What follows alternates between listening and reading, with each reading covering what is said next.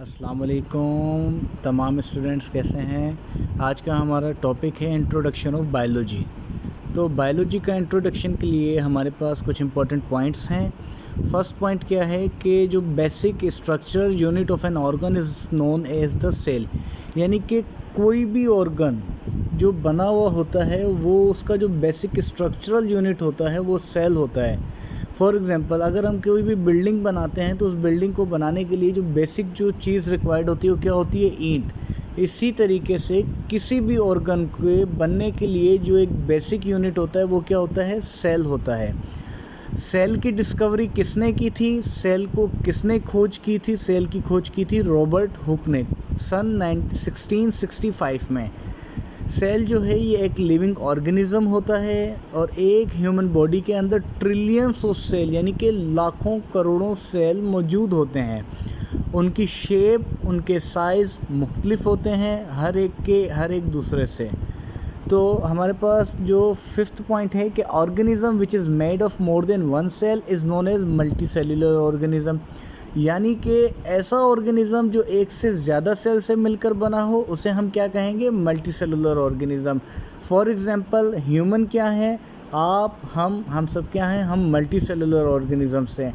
Virus क्या है, वो यूनिसेलुलर ऑर्गेनिज़म है। ठीक है। तो अगर हम इसकी दूसरी मिसाल देखते हैं कि जो सिंगल सेल्ड ऑर्गेनिज़म्स होते हैं उन्हें यूनिसेलुलर ऑर्गेनिज़म कहा जाता है। उसके अंदर हमारे पास क्या है, वायरस भी है, अमेबा भी है। जैसा कि ये पिक्चर आप देख रहे हैं, इस पिक्चर के अंदर ये एक यूनिसेलुलर ऑर्गेनिज़म की है, ये एक अमेबा की पिक्चर है और ये एक यूनिसेलुलर ऑर्गेनिज़म है। और single celled organisms perform all the essential functions that a multi cellular organism perform, यानी कि एक यूनिसेलुलर ऑर्गेनिज़म्स भी वो तमाम फंक्शंस परफॉर्म करता है, वो तमाम के तमाम ज़रूरी वर्क करता है जो एक मल्टी सेलुलर ऑर्गेनिज़म भी करता है।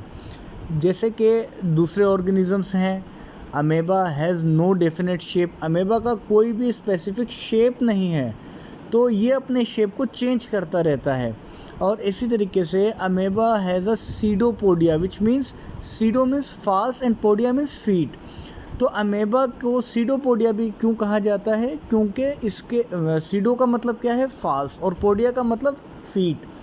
तो सीडोपोडिया इसलिए कहा जाता है कि इसके एक झूठे पैर होते हैं, मतलब कि इसके कोई ऐसे खास, जैसे आपके पैर हैं, आपके पैरों का पता है, दूसरा कोई भी देख के बता देगा कि ये आपके पैर हैं, सब चलने का काम करते हैं। लेकिन अमेबा के इस तरीके के कोई पैर नहीं होते हैं, वो अपने आप को एक जगह से दूसरी जगह अपनी पूरी की पूरी बॉडी को मूव करके जाता है। ठीक है। फिर हम बात करते हैं, amoeba is a full fledged organism capable of independent existence. Amoeba एक मुकम्मल एक ऑर्गेनिज़म है और वो आज़ाद होता है अपने आप की एग्जिस्टेंस को मूव कराने में, दिखाने में।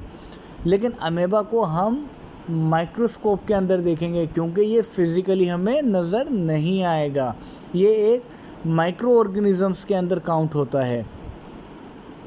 अच्छा, जो हमारे सेल्स होते हैं उनकी जो शेप होती है वो राउंड होती है।